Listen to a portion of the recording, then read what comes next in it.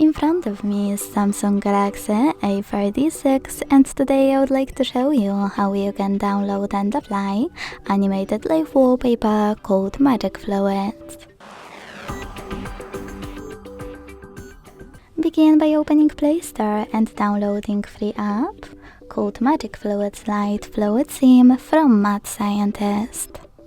When it's ready, launch it, and to mute the music, click at the bottom left corner. Then choose Consent, and to manage all wallpaper settings, click at the top left corner to operate all of those however you wish to. You can even select presets here and pick one of those options. Then hit Yes.